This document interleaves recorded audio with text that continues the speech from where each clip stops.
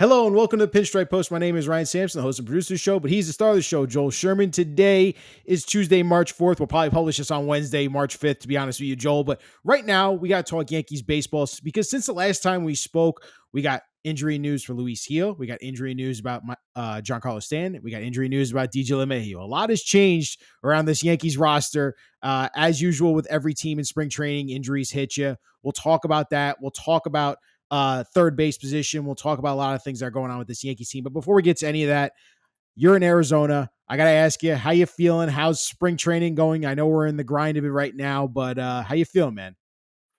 Good. If you like my background in my hotel room, I'll start doing like blinking Morse code. This feels like a hostage situation here.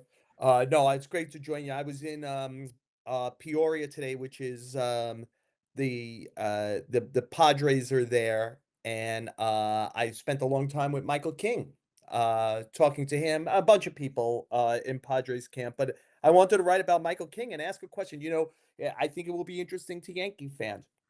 7 days a week, twice on Sunday, you make the Juan Soto trade, right? Third in MVP, had the biggest at bat of the season last year, got the Yankees to the World Series for the first time in 2009. Not here to say don't do that trade, okay? You absolutely have to do it. But it did come at a cost, right? Johnny Brito and Randy Vasquez are depth pieces of pitching that, up, down, don't cost you a lot of money, help you get survivor season. Kyle Higashioka had a very good season for the Padres last year, was an important reason they made the playoffs and got a nice 2-year contract in Texas. I talked to him yesterday at Texas camp, and that was really good. They Drew Thorpe was used to get Dylan Cease, who finished 4th in the NL Cy Young last year, and Michael King finished 7th in the NL Cy Young, made 30 starts. The question with the Yankees always is, would he have the durability to start? And he did. And so I ended up asking a question because of the way 10 years ago and back, Ryan, the way free agency worked, starting pitchers, it would be based on track record. Mm. In a lot of ways, it was like, what have you done? And now I think teams are much more, well, some track record is negative, even if it's good, because it means you've pitched a lot of innings already. How much more can we expect? You're in your 30s. And which way are you trending? And I think because Michael King has only thrown about 400 innings, and because his trend lines are all up, and because he has really embraced and mastered all the modernity that's used to learn new pitches, new shaping, new spin, new velocity, etc. I wondered, it's probably him, Dylan Cease, Framba Valdez, and Zach Gallen. Who's going to get the most money in free agency next year among starting pitchers? It's probably going to be one of those four. Now, we're a long way from here to there. There's Right. injuries, there's up downs. Maybe Ranger Suarez has a great year. He gets into that conversation. But today, those are the four guys. And so you might be like dealing with a situation that the Yankees traded a player who is going to get paid at a very high end in the starting pitching market next offseason, maybe by the Yankees. I think Michael King's a Northeast guy. I think all things being equal, I think he loved the action in the Northeast. If you told me the Red Sox, Mets, and Yankees were in it for Michael King next year, I wouldn't be surprised. I think he's very good. I think he's a beloved player in the sport because he's so smart and such a good teammate and able to take in all this new information and be good with it. And again, the Yankees make the Soto trade and they couldn't have made it. I double checked it with AJ Preller, the GM of the Padres. I said, my recollection is trade can't be made without King, right? And he said, it's the first name we asked for, and we made it very clear if he's not in the trade, we're moving to another team. So the Yankees can't get so like it isn't like, oh, you replace him with these two guys or Mm. this person. He said the trade moved in other ways, but King was always central to the must be in the trade. So the Yankees do the trade. It's Juan Soto. They went to the World Series, but you do see like it was like a fair baseball trade. Uh, because these other guys, especially King, have turned out to be pretty good. And Yeah. and it is something I'll track all year with those elite starters. Does Michael King's goal this year, 200 innings? He was at 178, I think, last year, so he wants to get 200 innings, and I think, the viewers of this will appreciate it also. I asked them about the pressure of the walk year, and he said, "I had the greatest role model ever in Judge." And he said, "I'm gonna follow Judge's, pattern." And he said, "What Judge dedicated himself was, what do I do every day to make everyone around me better?" So and he said by doing that, Judge never worried about how much money will he make, whatever. He invested in the team, and by investing in the team, he really invested in himself. He hit 62 homers, he got to 360 million. He said, "Greatest role model I could ever have for watching how to deal with a walk year." And he has taken a young pitcher named Stephen Kolek under his wing. Stephen Kolek is a Rule 5 guy who is a reliever trying to become a starter, a right-hander who has all the same pitches as King. So King is trying to, like, as part of his walk year, I've proven I could be a starting pitcher now. I'd like to be a role model and a leader. And he's trying to follow the Judge pattern. So I thought the people who watch Pinstripe Post might find that interesting. Absolutely. And Michael King was such a good guy, and he was such a good Yankee, and to see Tremendous. his arc from going from the bullpen and back into being lanked out into a starter, what he did with the Padres last year, and I'm definitely gonna be paying attention. And it's something I think we all as baseball fans love doing, is looking back at trades, right, Joel, and like, oh, how would that really work out now with that player if he had stayed here and they had not made that trade for that player? So, but listen, the Yankees got a World Series out of it. Juan Soto. They didn't win. Yeah. They went to the World Series, but It's one of the things that's interesting, and Brian Cashman has a reputation in the sport, and some people are leery of trading with him, is that his track record, and it's a long track record, is he hardly gives up anything of value when he makes trades. The Yanks are great at building up the value of their farm system externally. I think that they get their farm guys to do what I think most of the viewers of this hate, which is throw it hard, spin it hard, hit it hard. And there's so many front offices outside of the Yankees that love throw it hard, spin it hard, hit it hard, that they can market their players, and they're very attractive in the marketplace. And very few of them turn out. If you go Brian Cashman, among all general managers, because he's been around the longest and he's a Yankee GM and they're always active, has made by far the most trades of any active GM, save for maybe Dave Dombrowski in Philadelphia over all of his years.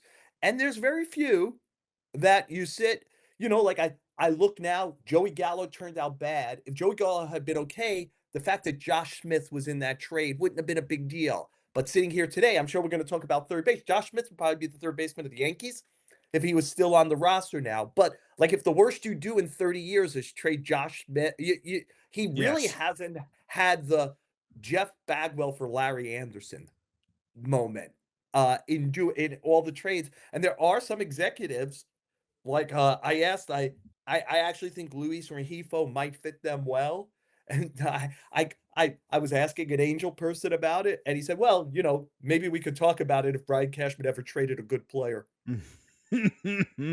Well, it's interesting because even if Michael King, let's say, finishes top three in Cy Young for the National League, has an incredible season, like you laid it out, and he has one of those Aaron Judge like walk years, you still got a top five MVP year out of Juan Soto. You still Oh, got you do the a chance trade. to go. Yeah, you do the Yeah, trade. You you have just do to. the trade. That's why I've Yeah, said it right at the beginning is we yeah, do it 7 days a week, twice on Sunday, because I didn't want anyone to misinterpret it. And King has already had it. He finished 7th for the Cy Young last year. And by the way, the worry was about durability. His best 2 months of the season were August and September. yeah. So he got better as that season went along. It suggests that he can be a starting pitcher. And look, the Padres had some success with it. They were the first to try Seth Lugo as a starter before he went to Kansas City and became almost the Cy Young winner himself. And if Met fans are watching this or Yankee fans still care, I mean, Michael King is very good friends with Clay Holmes, and he talked to me quite a bit about why he thinks Holmes can make the transition to it, because and one of Holmes's strengths is King's strengths, which is they are both very smart and very inquisitive and adaptable, and they're able to take all the new school stuff Hmm. about, the slow cameras. If I change my finger grip, will I get more spin? Will I get a better shape? They're able to play with the ball and their motion based on all the stuff to gain velocity, spin, movement, shape.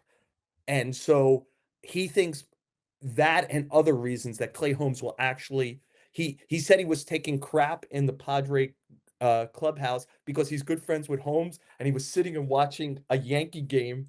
I'm sorry, the Met game on his phone when Holmes was starting his first start, and he said the players were going, "Oh, you're still a Yankee at heart. You're watching all your old Yankee buddies still." So yeah. That's great. That's a cool memory to share, and it's also it's good insight about Michael King and what we're gonna see how he performs with the Padres this year. But Yeah. Joel, I gotta go to first pitch here and talk about the Luis Heel and Giancarlo Stanton injuries. You know, I don't want to say I want to kind of ask you like which you think could have a bigger impact to at least start the season.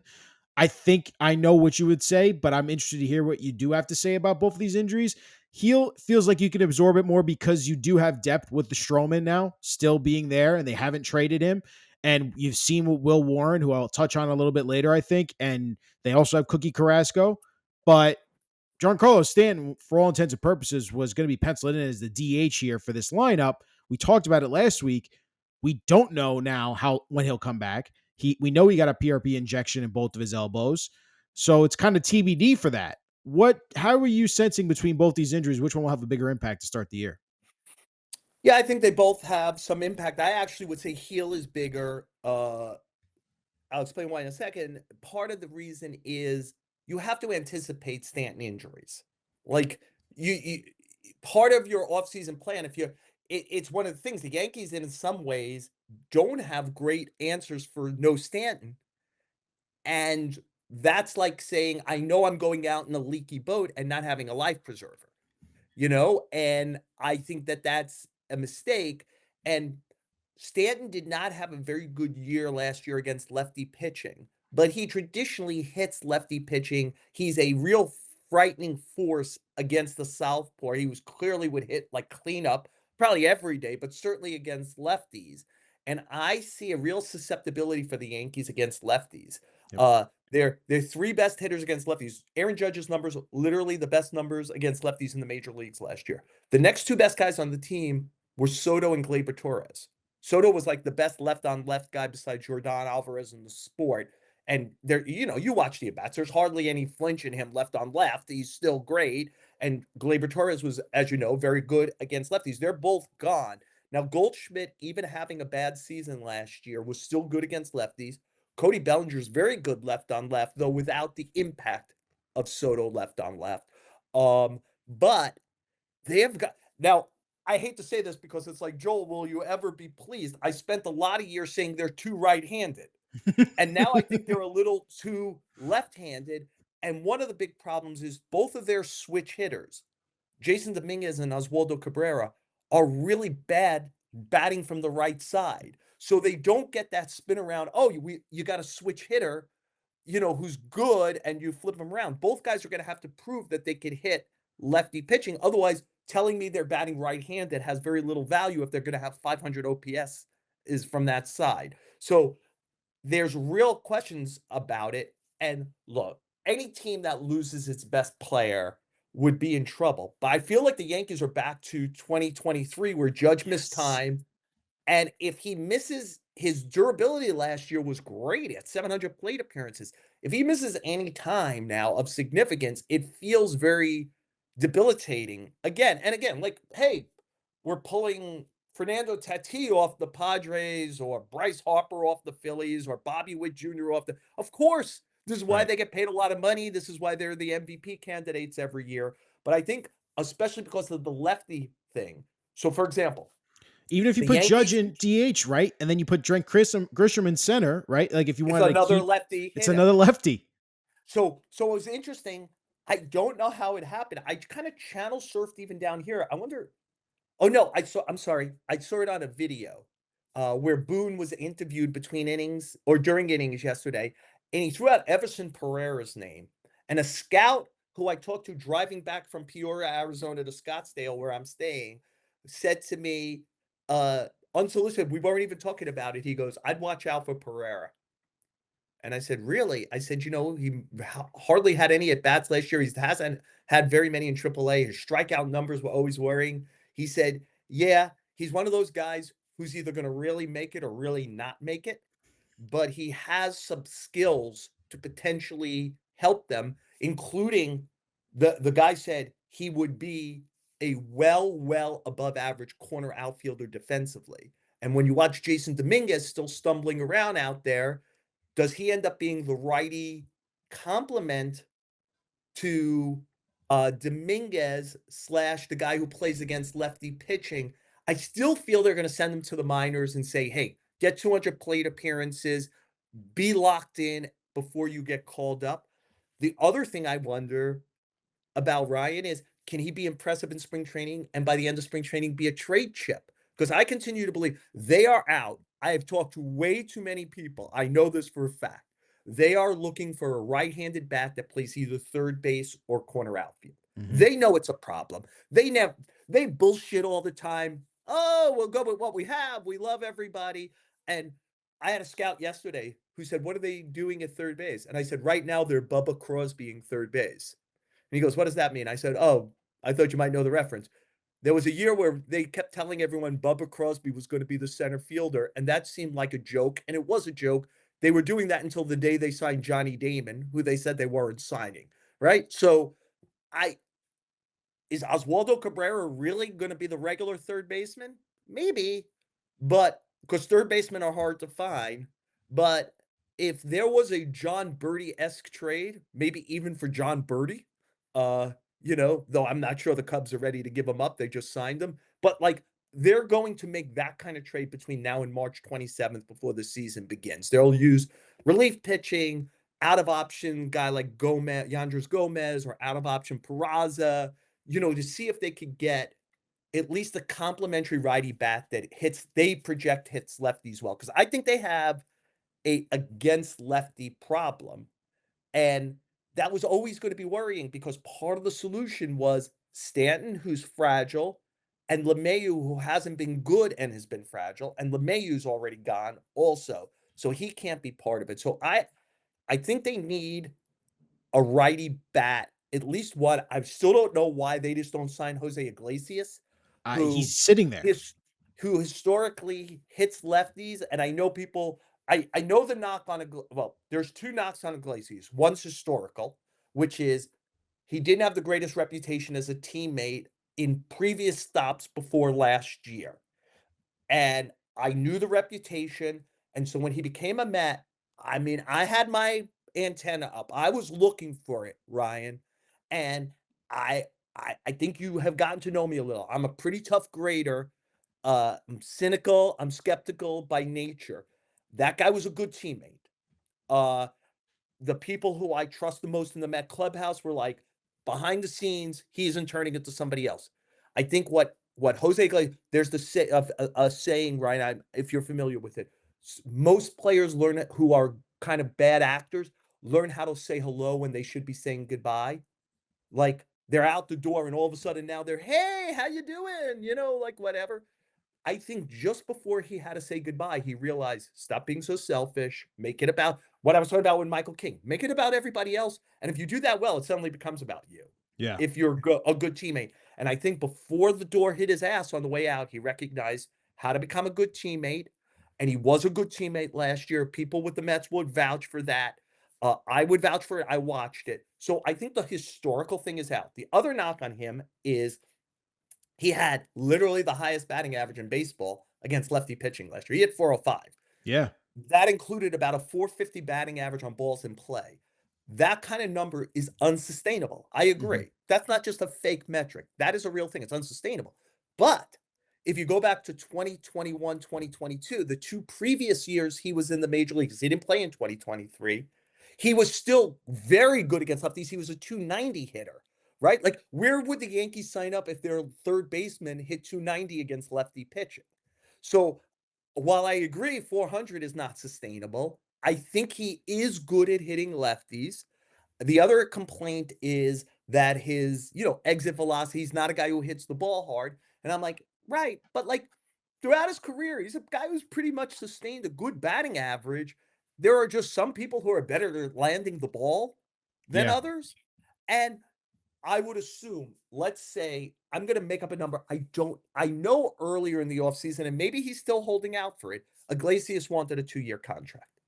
But if this is like a 1-year contract for like $3 million, something like that, and it goes wrong, you it's I think as I was down on the idea of Arenado for a bunch of reasons. One of them was it's not a 1-year contract.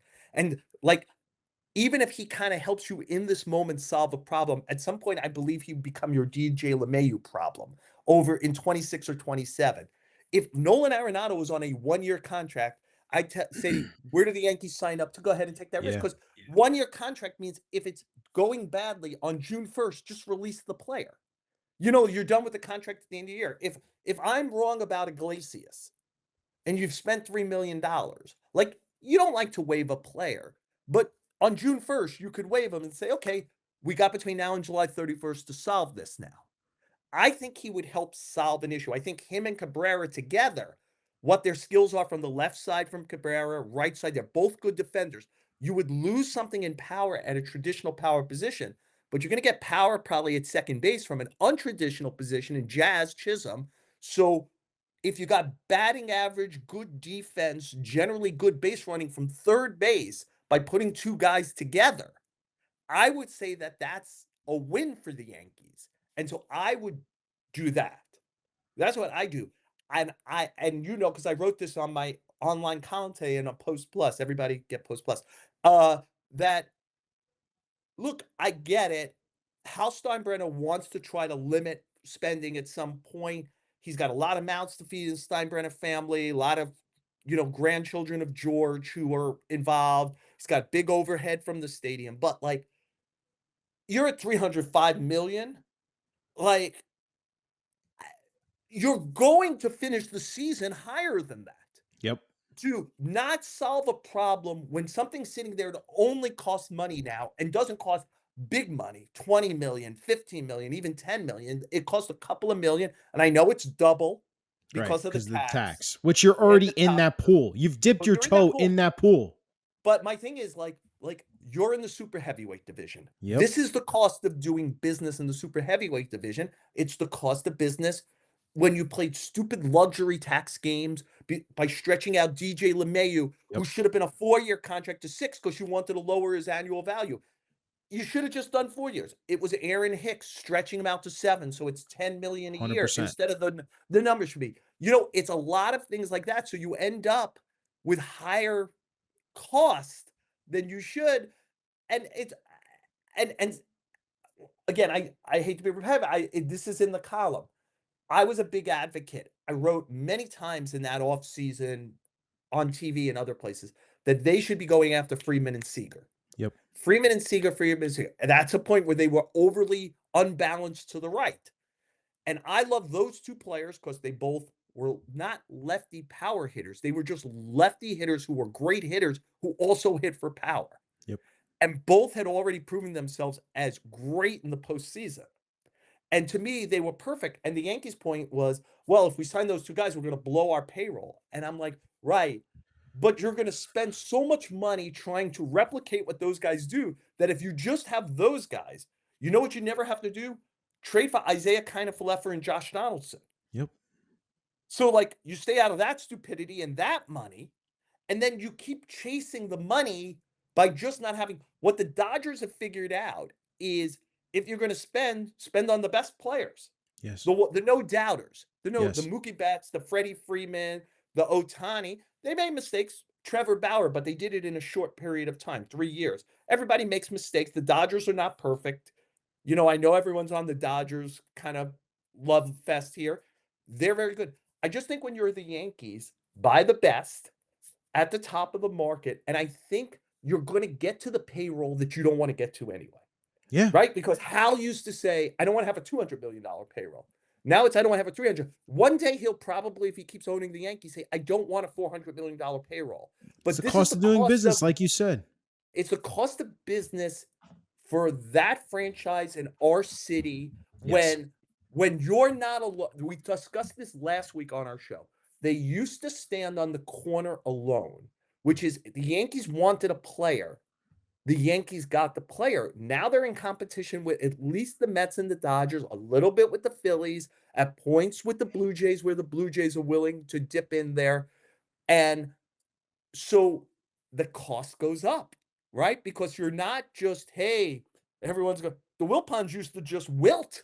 They wouldn't even fight the Yankees. Now Cone can beat the Yankees with $765 million for Soto. So it's going to cost a lot of money unless you ran a perfect farm system and were perfect with other stuff. They don't draft high enough to have a perfect farm system, right? They haven't had a top 15 pick since 1993. The draft, the domestic draft in Major League in baseball is incredibly top heavy. If you don't have a top 5 or 7 pick, you usually don't get great talent. So I get it. They have to spend to cover for what they can't get in that market.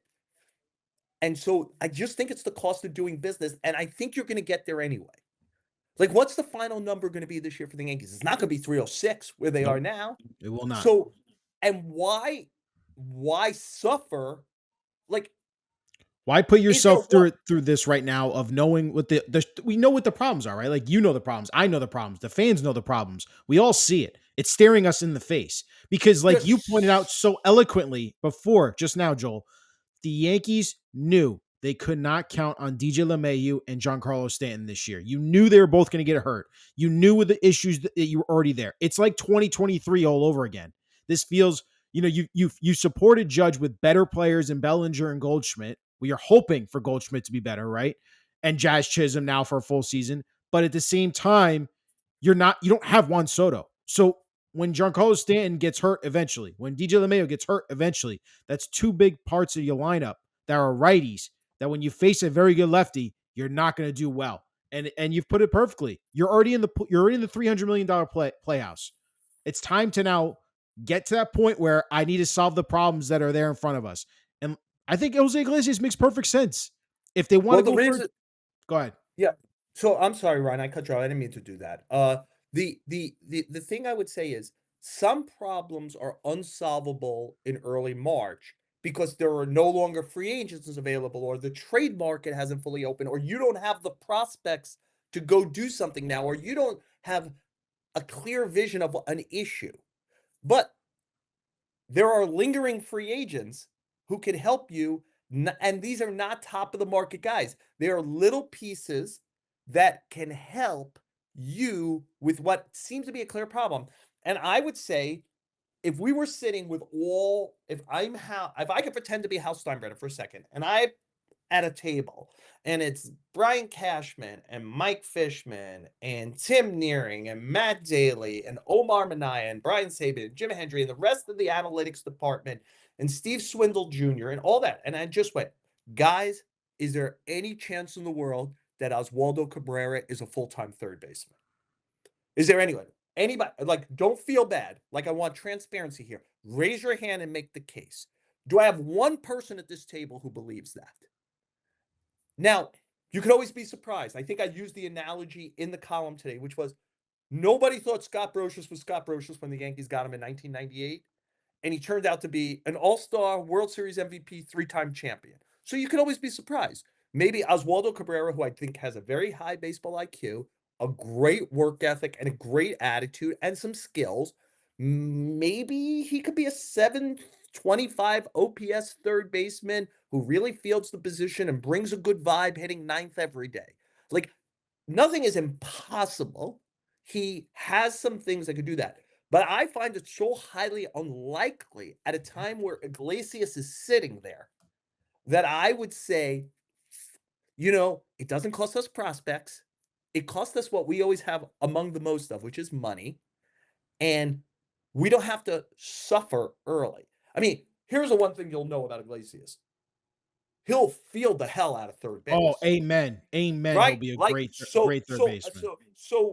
like at least one side of the ball. And if he's 80% of the offensive player he was last year for the Mets, that's league average. Right. And That's that's league what's average. Like, you have if to ask yourself though, if you're Cashman, right? Or Hal in this, and I'm having this conversation with you and I go, Who have I seen this do more in an actual MLB level consistently for at least more recently and do it well? It's Iglesias. It's not Cabrera. It's not the hope of a Cabrera or a Peraza or the corpse of DJ LeMahieu. It's Jose And by the way, Iglesias who's out there. and, and Ryan, there is a not 0% failure possibility on Jose Iglesias. That last year was somewhat of a mirage. Maybe he regresses as either a teammate or a player. It's why I'm saying he doesn't kill you financially. If this goes wrong, if it is a bad decision, he is a June 1st release. You never have to think about him again. Again, the difference between him and, say, Arenado, oh shit, we traded for Arenado, and the trend line of the past 2 years became a trend line of the third year. His OPS is now in the high sixes. His defense has regressed a little more, and we have him for 2 more years at the top of the market. Got it. I understand exactly why the Yankees don't want to do that move.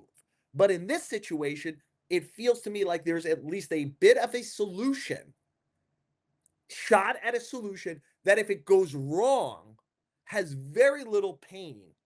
Very little. This financial. I'm spending someone else's money. You know the easiest thing to do? Spend somebody else's money. I'm spending several $1,000,000 of house line burner, but this is the poker term. You kind of pot committed. You can't go out. You can't just say, well, like if it turns out Oswaldo Cabrera and Oswald Peraza can't hold the fort at third base, the Yankees aren't on May 17th going to go, well, we're done. We'll try to get a top 10 draft pick. They're going to try to win.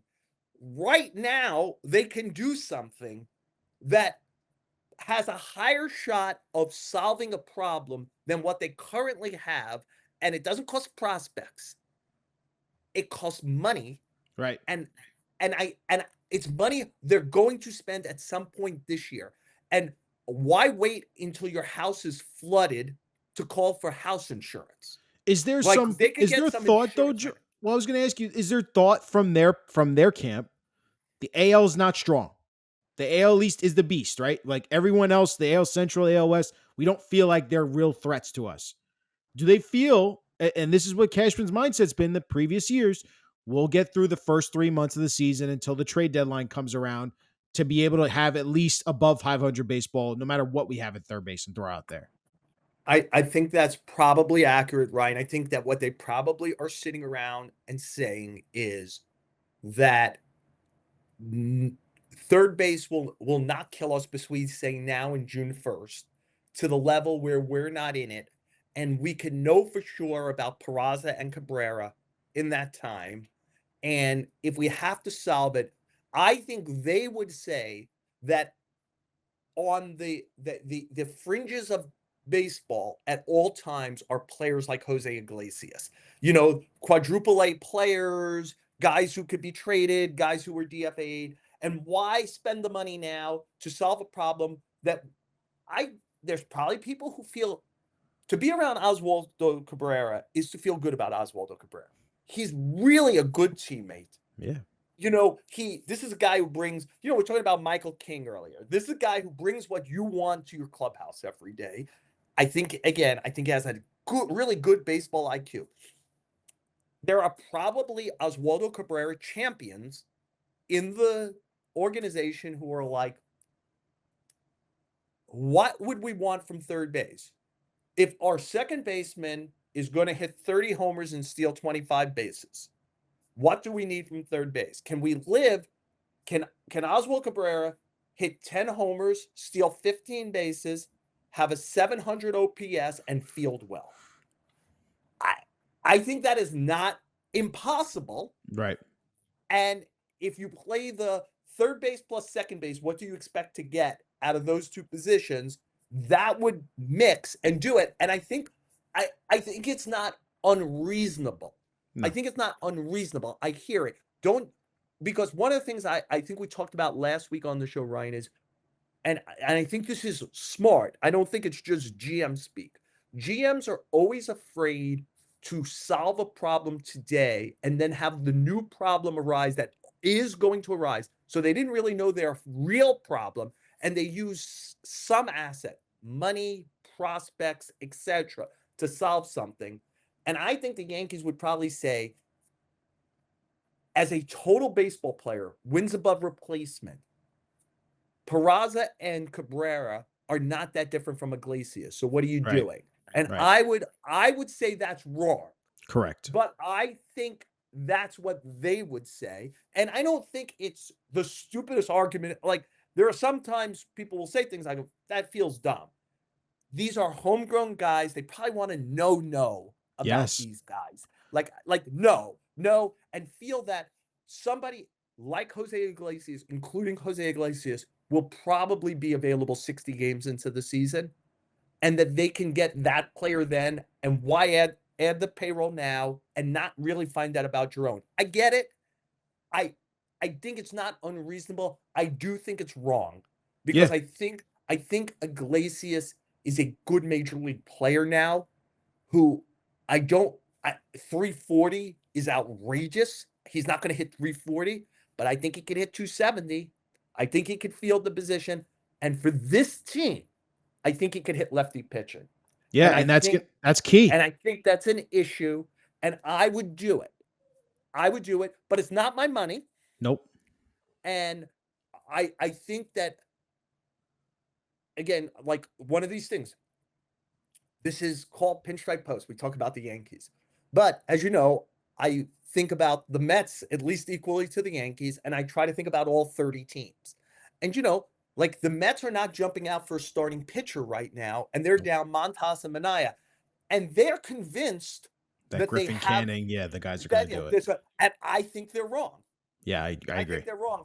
But I also think that that is not easily solvable now. Like, I think that the Mets right now would trade for Dylan Cease if Dylan Cease was actually available and they could win for the trade. Because I think they would fix the top of the rotation to move everybody down. I don't think they want to add another Griffin Canning type. And I think that's what, like, they saw Quintana as. Like, just Okay. it's another back end guy. Yeah. We already have that in whatever. So I think there's that. The Braves aren't jumping out to get a catcher. They just lost Sean Sean Murphy Murphy. for Yep. a while. They began this year knowing they're going to play without Acuna and Cunha. Strider for the first at least 4 to 6 weeks of the season. By the way, they didn't solve that problem in the offseason either. They didn't get like a high-end starter. They didn't get like they got like Brian Dela Cruz for the outfield. Like, they got like pieces, and they're just going to try to survive until May 15th, hope they're whole, build on what they believe they have and the Yankees believe they have, which is winning DNA. We'll figure out how to win while this is going on. But I guess this is my way of telling Yankee fans, like, I know what crisis feels like. Every team has a crisis. I was just in Padre camp. The Padres have 4 really good starting pitchers. You know what they don't have? A 5th starting pitcher. Now, they'll tell you they do. They'll tell you they do. But they kind of don't. Right. And like, so everyone is going to enter the season With short on holes and something. questions. Oh, Right. absolutely. And And but so I think that the GM credo is everyone's got them. Don't overreact to yours. right. But And I I hear you, would Joel. react, but just to jump in again, but I would react because usually on March 4th, 5th, you don't have an answer in free agency sitting there for a couple of $1 million.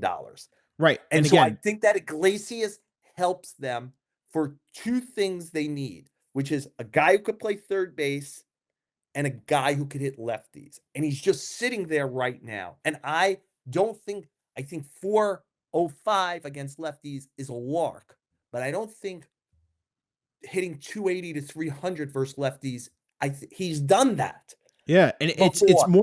more success you've seen again recently in baseball at a major league level, not triple A, not quadruple A. You've seen it at a major league level. This guy have more success recently than Cabrera and Peraza at this level, and Plays that's the and difference. also, again, sort it up close because I'm at the Citi Field as much as I'm at Yankee Stadium. Plays hard, plays with energy, and has a good baseball motor and IQ. Something the I, Yankees always I can use more of, in my opinion. and he's sitting there on March 4th. I totally agree. And the thing that I do want to tinily add there is because when you say Ryan, don't plug the holes that you think are there now because you don't know what's going to happen a month from now. You were spot on because you said it again last week, and look what we have now. Giancarlo stands out. We knew how Yeah. long he's going to be out for a while. Luis Gil's now out. This is what happens. This is every team goes through it. We don't know if Paul Goldschmidt could fall off a cliff to start the first 2 months of the season. And Joel, you could come on the show with me and be like, Ryan, I gotta be honest with you, Paul Goldschmidt, Hall of Famer probably in his career, but I don't see it anymore. And the Yankees have a serious issue at first base. We could be looking at that in a couple months here, and we'd be like, they have a bigger problem at first base again. So we Yes. don't know how this can play out to start the year. There's multitude of ways. I got to go back here real quick again. You mentioned Luis Gil is a bigger issue for this Yankees team compared to Giancarlo Stanton. Can you quickly elaborate on what you mean there about Luis Gil with his injury with the lat? Yeah. So uh, I think Luis Gil's really good. I do. I don't think last year was a lark. I think he's a very, very talented guy. Um, I would assume that Clark Schmidt isn't going to make a full season as a starter. I would assume Carlos Rodon, after doing it last year, the thought that he would make 2 straight years as a starter, not likely to me. Again, if you're playing let's go to Vegas, you're betting the over under 25.5 starts for Carlos Rodon. You're going over or under? I would hope that he's in his good ways now with the Yankees and figured something out with them. But I would say over just because I'm gonna be Let's by the track it. Carlos I'll go Rodon. under. All I'll right, go good. under. I'll buy you a drink if I'm wrong. Deal. And so Max Fried has missed time the Yep. last 2 years. Garrett Cole's now in his mid-30s, missed time last year. Marcus Stroman has missed, like faded in second halves moving forward. Already, Brubaker, who they were hoping would be some form of depth, is not. Depth was always going to be an issue. Last year, even missing Cole, the 6 Yankee starters made about 147 starts, like 46, 40, so even though Cole didn't start, Hill filled in, and it was almost perfect. When Cole came back, Schmidt got hurt. And so, you can't sequence your injuries perfectly. And so the next injury is Watt. I know Stroman plays the I'm the tough mental guy card. I do wonder what the impact is of knowing that down deep, your team doesn't really want you. Yeah. And I wonder what the impact of that is. Does it steal him up? And I'll show you and I'll get to 150 innings. You'll have to pay me another 18 million or whatever. He had real problems at home last year. He had real problems against lefty hitters. I believe the Yankees are still going to be playing at Yankee Stadium this year. So you have problems against lefty hitters. That's going to be an issue. So, I wonder about that. I still think if the Yankees found a trade that would take a good deal of his contract, even with Hill hurt, I think they would do it and feel Absolutely. like the difference between Stroman and Will Warren isn't that great. Or, by the way, if somebody took 8 million of Stroman and we signed Kyle Gibson or Lance Lynn, would they have much different results than Stroman for say 4 million? If you were able to do that. So I still or Carlos Carrasco, does Carlos Carrasco get you through 10 starts? Yeah. And so I still think Stroman's a possibility to be moved. I this is one of those moments where aggregator assholes will say MLB Insiders says Stroman's still to be moved. I didn't say that. I said I wouldn't be surprised if he was moved, because I think the Yankees would still like to create. If Hal Steinbrenner isn't going to just give them more money, I think the front office would say the difference between Stroman and what else we could do on starting pitching is worth taking the extra money to go out and get the left fielder, third Yes. baseman, have it in the bag. Because you could only, when you're Brian Cashman in that department, you and I could spend Hal Steinbrenner's money, but if he's not actually willing to spend it, they have to figure out a way to create more. Right. And Right? and, And and it I helps so when you have a guy. I just think you talked about the depth. It helps when a guy like Will Warren, who has had a spectacular start to his spring, again today looked really sharp, and people are starting to compare him. And I know you hate this, but Schmidt, yeah, yeah. no, to Michael King in Oh, the is in the that right? delivery. I've seen some cool videos. Like I'll give credit to Pitching Ninja. He's put together the simulation of Warren next to Michael King, and they look identical, Joel. And that's from current Will Warren right now in spring. I don't know what he did in the pitching lab with Matt Blake, but his stuff, even on the analytics side, his sweeper, his changeup, those pitches look legit. And if they believe in what they've seen in Will Warren already, and if he can stay healthy, I would totally buy what you're saying here, and that Stroman could still be traded. So it's the deceptive thing. It's not deceptive is the wrong word. It's the problematic thing about spring training, and I always try to tell people who haven't done this a lot, which is some of the stuff that happens down here really matters. Luis Hill was great in spring training last year. It really mattered. It really mattered, right? Like that was when Anthony Volpe was great in spring. It looked like all the swing changers worked. It didn't matter that much. Mhm. He was the same offensive player in the wash by the end. So you're not given a card with these are the ones that are going to matter and these are the ones that aren't. So you are reviewing the movies in front of you, and I hear you on Will Warren. Results, some formulaic stuff, both physical that you could see with a hologram against another player, and data that is more precise. But I always worry when pitchers add new pitches or velocity, they become more susceptible to injury. Mm. Because their body is now doing something different and usually with more force than they've done it before. And so that's always got to be concerned. But look, like if you're the Yankees, it's better that Will Warren's doing well because he's number 6 right now, or he's 7 if you think Carrasco could still give you a little something. So, uh, you know, that's in here.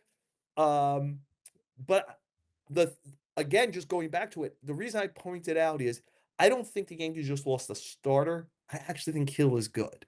Yeah. Like, if the Yankees were suddenly playing a 3-game series that really mattered, I think the starters would be Cole, Fried, and Hill.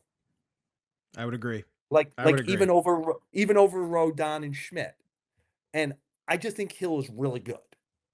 And so losing him for 3 months is, hey, it's like Cole. It's the big boy league. Got to get over it. Everyone's going to lose stuff they don't want to lose. Got to compensate. And the Yankees, one of the reasons the Yankees won the AL East last year with the World Series, Luis Hill compensated for Garrett Cole by being Garrett Cole for 2.5 months. Yeah, Like no you wouldn't doubt, have known Joel. the difference. And so you gotta overcome it. But because but I don't think what Luis Hill did last year was an aberration. I think he's got high-end major league stuff. Yeah, it's they're gonna feel it for sure. The one thing I have to ask you about Stroman, let's say they get to opening day and they don't end up trading him. Is there any thought from the Yankees here? Because I think Cashman always thinks about these things. The vesting option, like we can't pitch him too much early on, just because we don't know how the year's gonna go, or we're just gonna say, hey, listen, we already signed him. He has, the money's there. Let's just throw him out there as a fifth starter every time and see where we go from there. And as the season rolls on. Yeah, I don't think they do that. I think what they end up doing is starting him in the 5 hole.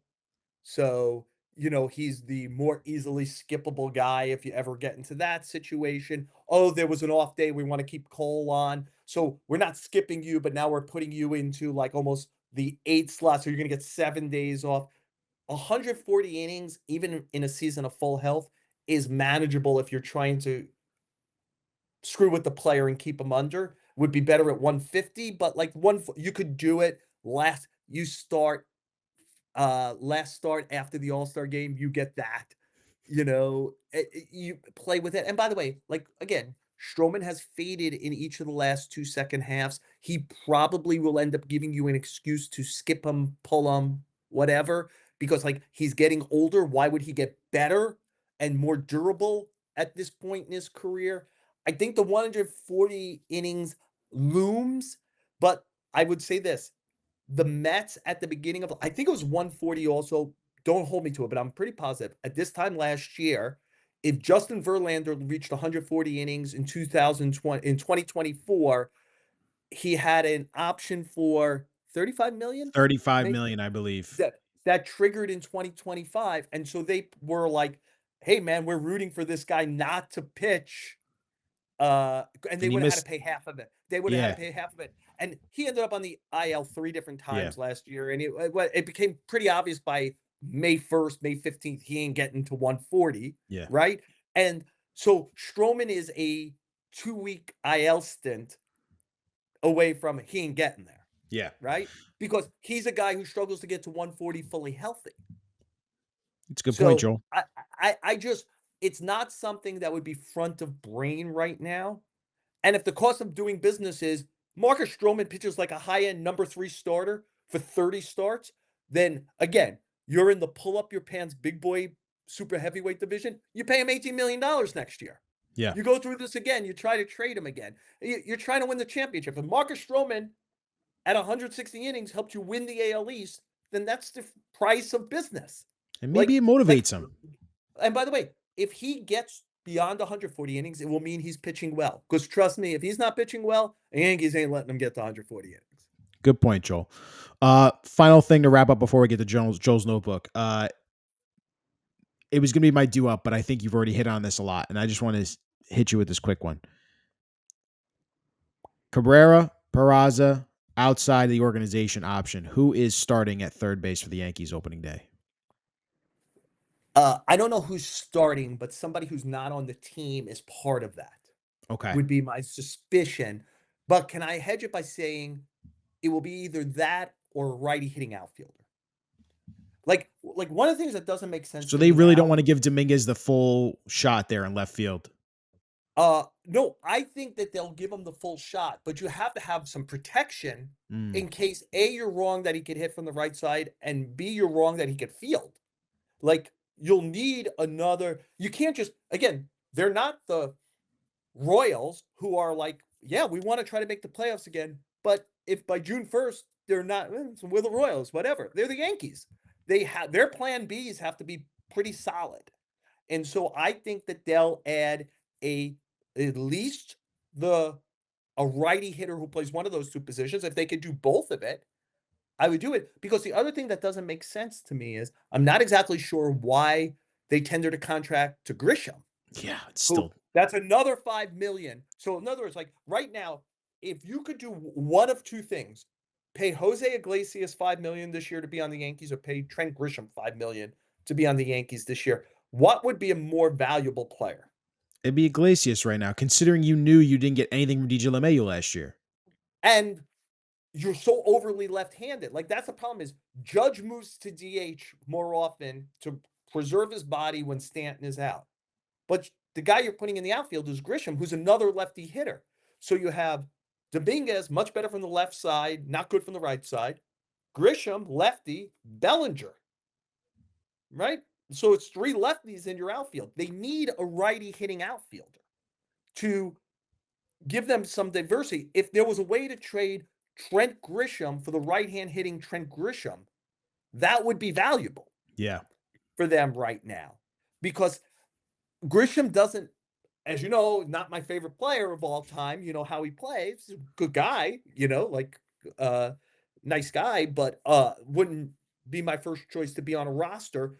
I do he doesn't make sense on this team, especially because usually you want center field depth, but Judge can play center field, Bellinger can play center field, and Dominguez can play center Dominguez can field. play center And, field. and by the way, Everson Pereira could play center field, right? What are we doing here? Like, I don't understand. So the redundancy of Grisham.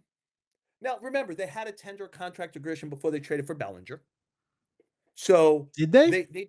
I think the December, if I remember, the first week in December is the tender date. Was Bellinger done yet by the first week of No, he the, wasn't. I remember we talked about yeah. Bellinger trade in December. So it's probably right near each other. Maybe they knew, hey, we're going to get Bellinger. The other thing I think they probably said is center field is up. I was making this point to a one of the San Diego beat writers today. I said to the guy, I said, I was trying to make a case why I still think the Padres are going to be good this year. And I said, if you told me to guess at an NL MVP top 5 right now, I would put both Fernando Tatis and Jackson Merrill into my top 5 for the thing. And he said, why Merrill? And I said, because I think he's fucking terrific. He's a real ball player. There's that. I think he's special. but he's also playing center field. Who's the second best center fielder in the National League? Like, it's a position of there's not the Phillies don't have a center fielder. The Phillies, like again, like so you could get myopic with the Yankees. They're going to play Marsh and the other kid who keeps failing because he can't hit it all. Right, Marsh out of position, or the kid who can't hit it all. Like that's their center field situation. Michael Harris is good, right? He's good. He had a really good year a couple years ago, but then last Yeah. year he was struggling No, the again. second half was he had a bad beginning, but I mean he's Yeah, a good player, he's a right? good player. But my point is, you know when this hit me? Covering the Mets of the late 90s, early 2000s. If you go look at the rosters, they're not spectacular, and yet they were good. You know, they almost made the playoffs in 98. They went to the NLCS in 99. They went to the World Series in 2000. They did it because Mike Piazza was their catcher. And offense was so bad out of the catcher position that every game that began, it felt like there was about a minimum of a 200-point OPS advantage, Met catcher versus everyone else. Oftentimes it'd be 400, 500 points of OPS difference for high-end Mike Piazza. I think the Padres are going to have such an advantage most days in center field that Jackson Merrill's value goes up. And that's why I thought, besides the fact that I think he's good, that I think his value, if you believe in most valuable player, goes up because it's not. And that's a long-winded way of saying I think the Yankees tendered Grisham Grisham. because there's such a lack of depth on center field. They probably felt like we'll keep him, and at worst, we can trade him because somebody always needs somebody who could at least defend out there and hit some homers, draw some walks. You know, it's Grisham's strengths, and I would suspect they'll do that. And don't hold me. I don't know the date. I don't think there's a 0% chance. There's a moment in spring training. We're going to get to it pretty soon, where a player with a contract that's not fully guaranteed like his, that was done through arbitration, I believe you can like cut them and only owe them like a sixth or a quarter of their salary. Can they end up doing that? Because on the day they tender Grisham makes sense because they don't have Bellinger maybe, but today it makes a little less sense. I don't know. They probably wouldn't do that because they're the Yankees and it's like, oh, for a couple of million more, let's just keep them around. But yeah, he doesn't make a lot of sense on this roster right now, No, but I don't think he's a zero player. I know he's viewed poorly in the sport because of the body language, the strikeouts, but he can defend. He can hit a home run. I saw him against the Mets in the playoffs, so I know he's not afraid of a big moment. Uh, so is there a team out there that sees him at least as a fourth outfielder who they could put in late to defend for their not very good center fielder? I mean, the the Angels are often going to play Joe Adell in center field, who's a bad defender. Now, Moniak's not a bad defender and a lefty hitter, so again, it doesn't make perfect sense there. But center field is not a good position in the major leagues right now. And I would suspect, my gut tells me one of the reasons the Yankees tendered him is they're hard to find. If you could put it back in your basket, put it back in your basket and see if. I'll throw in one other thing why I think it. I don't think the Yankees are unique about this, but I do think it's a Yankee thing. When they make a move, they are very hard-headed at accepting defeat. And I think that Trent Grisham was not just the throw-in to Soto. I think they thought Trent Grisham was going to be a 350 at bat, very valuable fourth outfielder who played a lot of quality defense for them last year. And he turned out to be like kind of none of that. And I don't think this team does the white flag surrender easy. And I bet you there's people still who are holding out. We haven't seen the real him. Don't just give him away. yeah, I'm sure the computer's spitting all that out and telling them that. Yeah. Joel, got to go to Joel's notebook here. I saw at the bottom of your column after you wrote about Hal and the payroll for the Yankees. Talked about Pete Rose because we got news obviously this week. Rumors that Rob Manfred could be looking to rescind his lifetime ban. Same thing with Donald Trump, president, about pardoning him.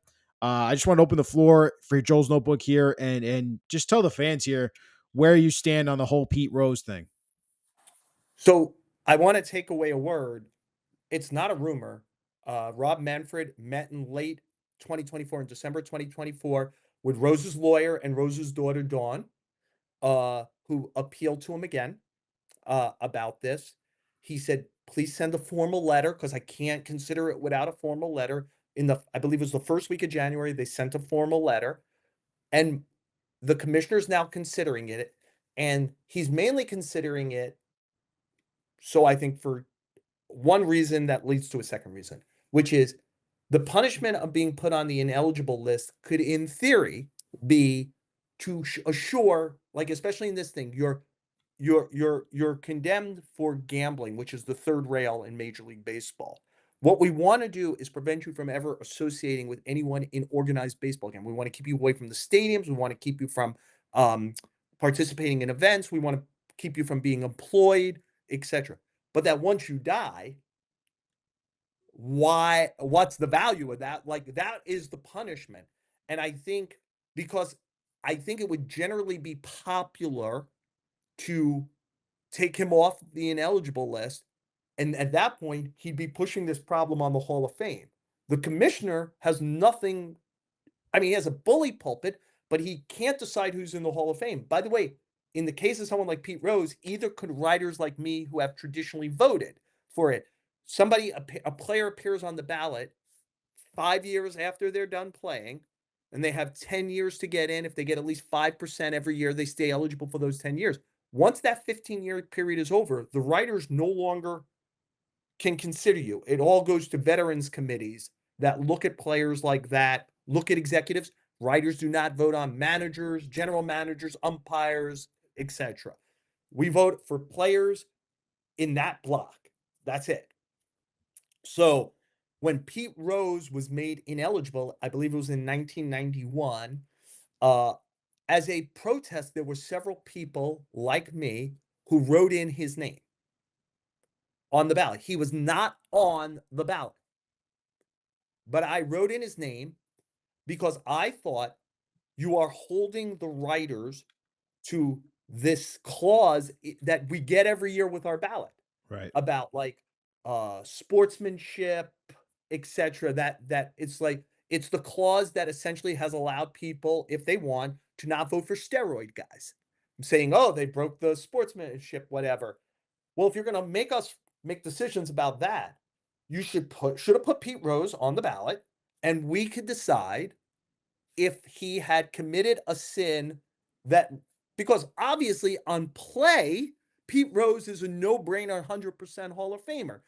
He played more games, he had more hits, he did more winning than anybody in the history of the game. Like, that's not the question. So then the question becomes, if he were to become available to get on a committee, which would be about 2027, 2028 at the earliest, would that committee, they have to create ballots. They're usually 8-person ballots. There's one coming out this, will be voted on in the winter again, for like players from the 70s, 80s, 90s, those kind of periods. He'd have to get through a screening committee. If he got on it, would former players and executives and the few writers who are on these veteran committees, I think it's never more than 4, it's usually like 2 writers on these 16-person committees, would they vote for him? So I still think there's a way to go. I want to say something because I know there's a knee-jerk populist reaction about Rose. And so let me again abridge something. I grew up in Brooklyn, New York, a Cincinnati Reds fan, because I loved Pete Rose. He is my favorite. I had 3 athletes I loved above all else growing up. It's going to show how old I am. Pete Rose, Julius Erving, and Walt Frazier. Those were my 3. More than anybody else. And by the way, the top of that pyramid is Clyde, if you got to know. But those were my 3 favorite athletes growing up, were those guys. And Rose felt like he was like Rocky playing baseball. Here's this like stout little guy, and yet through sheer Charlie hustle, look what he could do. So if you look like me and built like me, and you maybe want to play professional sports someday, you're thinking like, I could just try harder than everybody else. And so he was my guy. right? He was my guy. I was never going to be as graceful as Julius Erving, as crafty as Walt Frazier, but maybe I could run through a wall for things. So I love Pete Rose.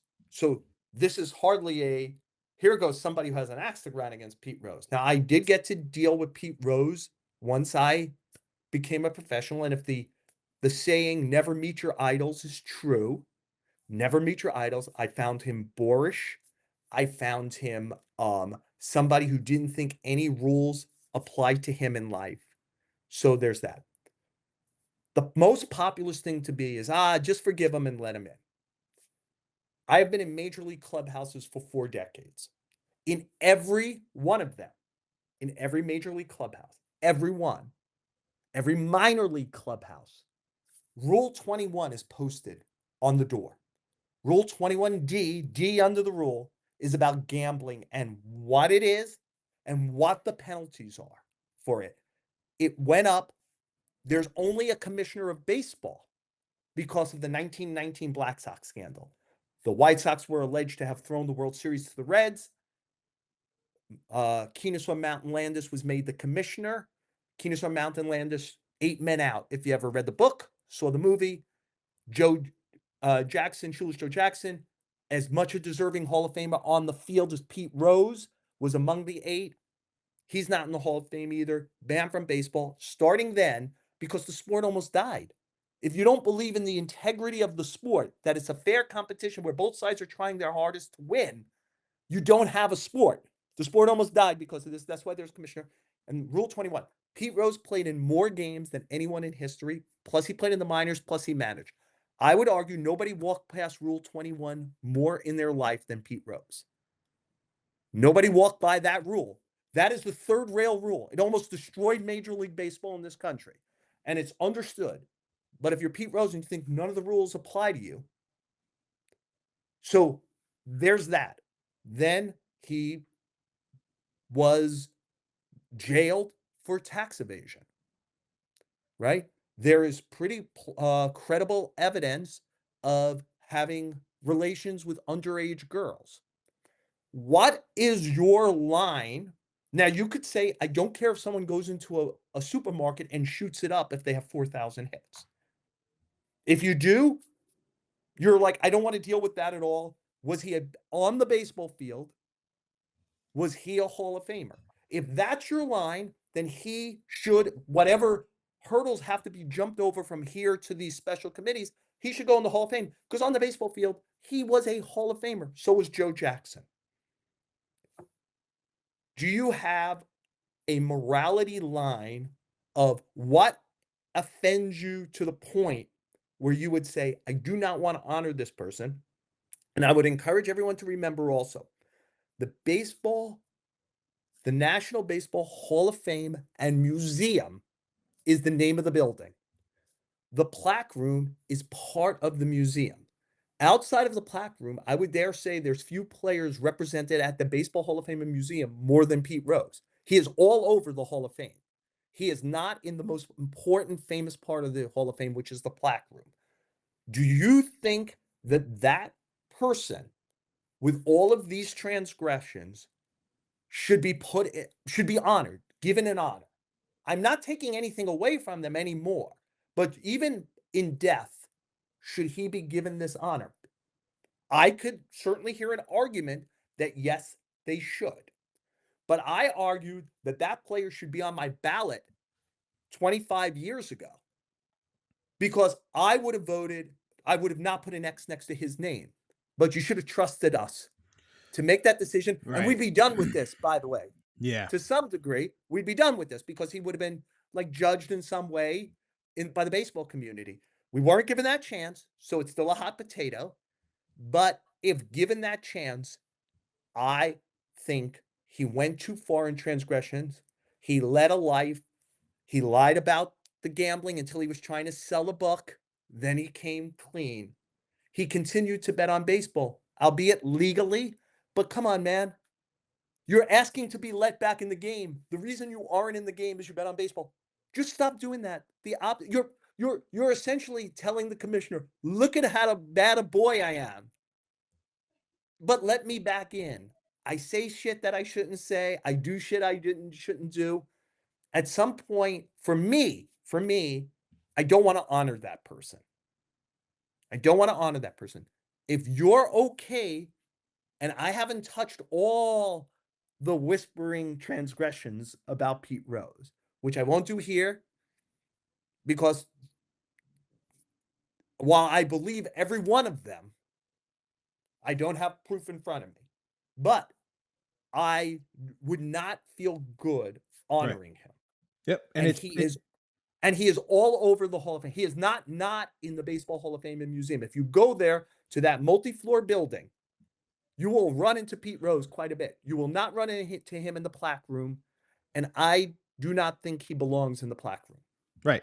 Because Rule 21, Ryan, if you ever get a clubhouse credential, open the door to the clubhouse, turn around, and on the door will be Rule 21.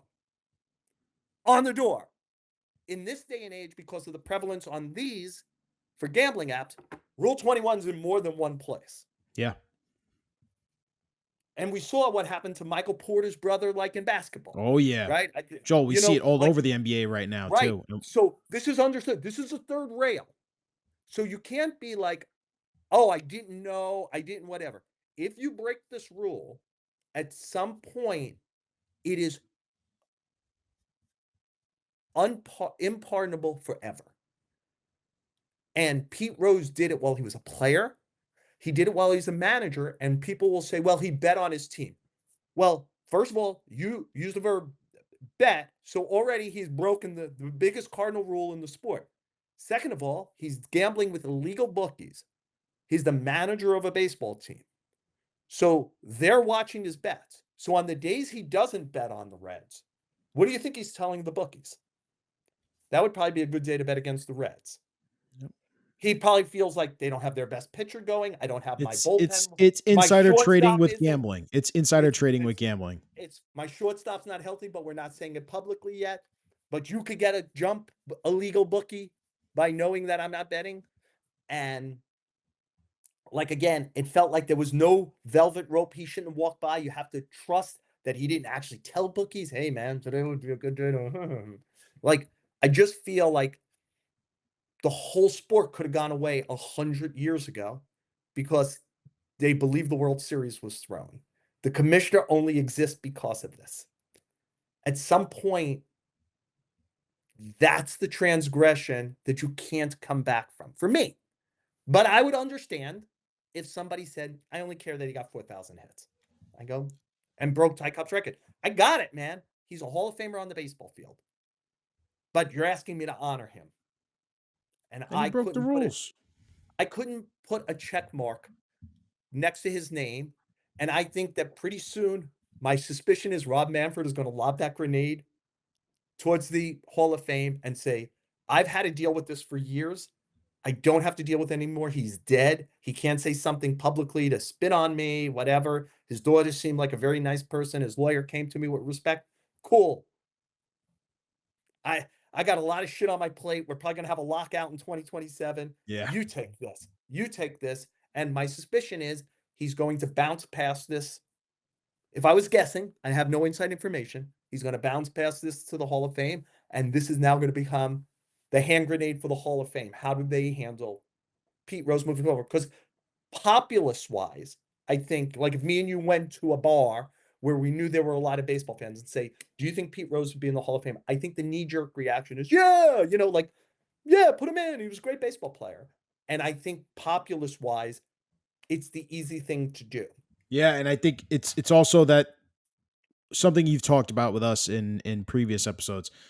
Legalized sports gambling has changed the way people and culture have looked at these things. But it's the height in the worst possible thing you could have done. And like, let's be real, it's the worst possible thing you could have done to the sport.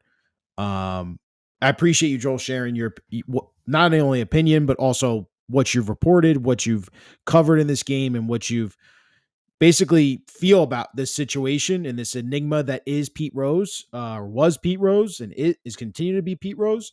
I'm sure it's gonna be a fascinating piece of conversation in years to come here as we It's figure out what's gonna happen.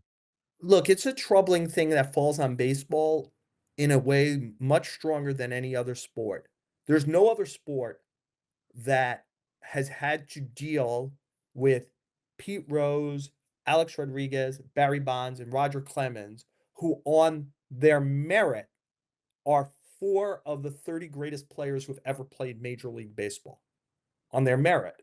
And that is not going to be the first line we utter about any of them and how we think about them. I can't explain why obvious steroid use in other sports and proven steroid use in other sports does not stick. Maybe that's the right way to look at it. Hey, whatever, like c'est la vie. But baseball has 4 of its greatest players ever. 4 of its greatest players ever.